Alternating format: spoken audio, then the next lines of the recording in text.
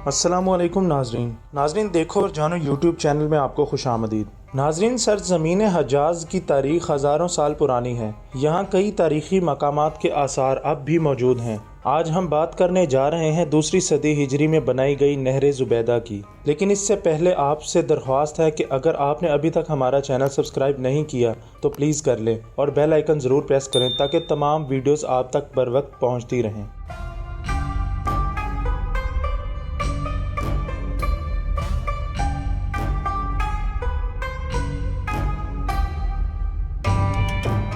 دوستو، سب سے پہلے آتے ہیں تعارف کی جانب۔ ملکہ زبیدہ کا اصلی نام ام جعفر زبیدہ بنت جعفر بن ابو جعفر منصور تھا۔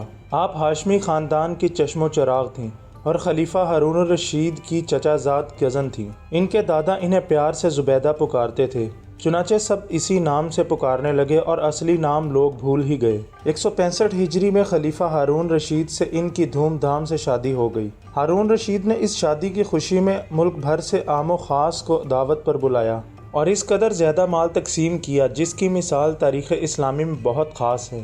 ناظرین، یہ زمانہ تھا دوسری صدی ہجری کا۔ دنیا کے گوشے گوشے میں مسلمان بیت اللہ شریف کا حج ادا کرنے کے لیے آ رہے تھے۔ عباسی خلیفہ ہارون الرشید کے انتقال کے بعد ملکہ زبیدہ حج کے لیے آئیں تو مکہ مکرمہ میں پانی کی قلت کا نوٹس لیا۔ بغداد واپسی پر ماہرین انجینئر اور آرکیٹیکٹ کو بلا کر پانی کا مسئلہ حل کرنے کا حکم دیا۔ ماہرین نے ملکہ کو سروے کے بعد رپورٹ دی کہ نہر کی تعمیر کا کام انتہائی مشکل ہے، لیکن ملکہ نے ان کی ایک نہ سنی اور ہر صورت میں نہر کی کھدائی یقینی بنانے کا حکم دیا۔ منصوبے کے چیف انجینئر نے کہا کہ آپ نے جس منصوبہ کا حکم دیا ہے اس کے لیے خاصے اخراجات درکار ہیں، کیونکہ اس کی تکمیل کے لیے بڑے بڑے پہاڑوں کو کاٹنا پڑنا ہے، چٹانوں کو توڑنا پڑے گا، نشیب و فراز کی مشکلات سے نمٹنا پڑے گا، سینکڑوں مزدوروں کو دن رات محنت کرنا پڑے گی، تب کہیں جا کر اس منصوبہ کو پایہ تکمیل تک پہنچایا جا سکتا ہے۔ یہ سن کر ملکہ زبیدہ نے تاریخی جملہ کہا کہ اس کام کو شروع کرو، چاہے کلہاڑے کی ایک ضرب پر 1 دینار بھی خرچ کیوں نہ ہو۔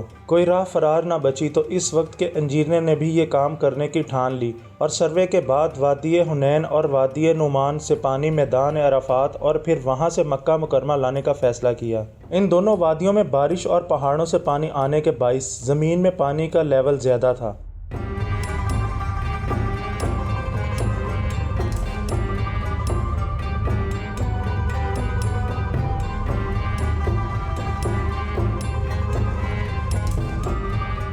ابتدا میں وادی حنین میں کنویں کھود کر پانی لایا گیا۔ وادی میں پانی جمع کرنے کے لیے بڑے حوض بنائے گئے، ان کے آثار اب بھی موجود ہیں۔ تاریخ میں آتا ہے کہ وہاں موجود درخت کاٹ کر ایک چھوٹا ڈیم بھی بنایا گیا، بارش کا پانی جمع کر کے اسے استعمال میں لایا گیا۔ کچھ عرصہ بعد وادی حنین میں پانی کی سطح کم ہوئی تو وادی نعمان سے پانی کی فراہمی شروع ہوئی۔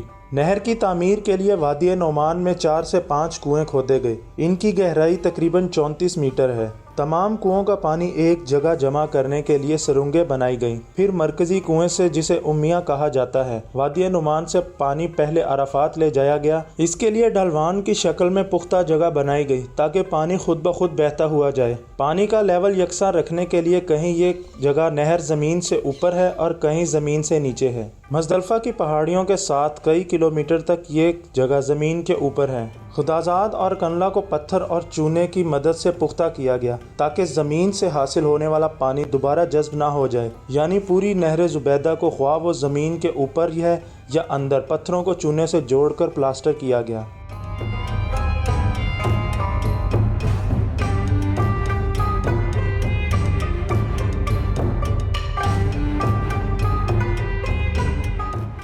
نہر زبیدہ 1200 برس تک مشاعر قدسیہ اور مکہ مکرمہ میں پانی کی فراہمی کا بڑا ذریعہ رہی۔ آج کے دور میں ماہر آرکیٹیکٹ اور انجینئر حیران ہیں کہ صدیوں پہلے فراہمی آب کے اس عظیم الشان منصوبے کو کیسے تکمیل تک پہنچایا گیا۔ نہر زبیدہ کا منصوبہ اس وقت کے ماہرین نے 10 سال کے عرصہ میں مکمل کیا۔ اس کی کل لمبائی تقریباً 38 کلومیٹر ہے۔ ایک اندازے کے مطابق اس منصوبے پر 170 ملین دینار لاگت آئی تھی۔ آج اس کا حساب لگایا جائے تو 1 دینار 10 گرام سونے کے برابر ہوگا، جو بہت بڑی رقم بنتی ہے۔ کہا جاتا ہے کہ جب نہر کا منصوبہ تکمیل کو پہنچ گیا تو منتظمین اور نگران حضرات نے اخراجات کی تفصیلات ملکہ کی خدمت میں پیش کیں۔ اس وقت ملکہ دریائے دجلہ و فرات کے کنارے واقع میں اپنے محل میں تھیں۔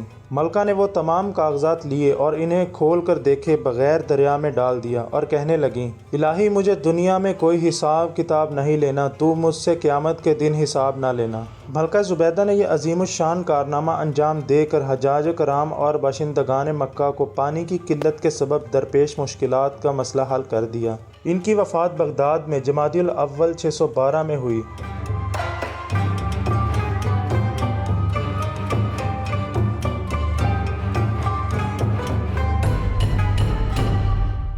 نہر زبیدہ کی بحالی اور مرمت کے حوالے سے آخری ریکارڈ 1928 کا دستیاب ہے۔ اس وقت سیلاب کے باعث نہر سے پانی کی فراہمی بند ہو گئی۔ کنگ عبدالعزیز نے مصری ماہرین کو بحالی کا پروجیکٹ دیا۔ اس پروجیکٹ کی تحریری رپورٹ شاید وہ واحد دستاویز ہے جو دستیاب ہے۔ 1950 میں نہر سوکھ جانے کے بعد اس کی بحالی پر توجہ نہیں دی گئی، تاہم مکہ مکرمہ میں فراہمی آب کے دیگر ذرائع تلاش کیے گئے۔ سعودی حکومت نے خصوصی دلچسپی لے کر مکہ مکرمہ اور مشاعر مقدسہ میں پانی کا مسئلہ مستقل بنیادوں پر حل کر لیا۔ اس کے لیے مکہ مکرمہ سے 100 کلومیٹر دور ڈی سیلینیشن پلانٹ لگایا گیا، جو حج میں پانی کی ضروریات پوری کرنے کے لیے کافی ہے۔ اگرچہ اب مکہ مکرمہ اور مشاعر مقدسہ میں پانی کا مسئلہ حل ہو چکا، تاہم نہر زبیدہ جو صدیوں تک حاجیوں کو پانی کی فراہمی کا بڑا ذریعہ رہی، اسے بھلایا نہیں جا سکتا۔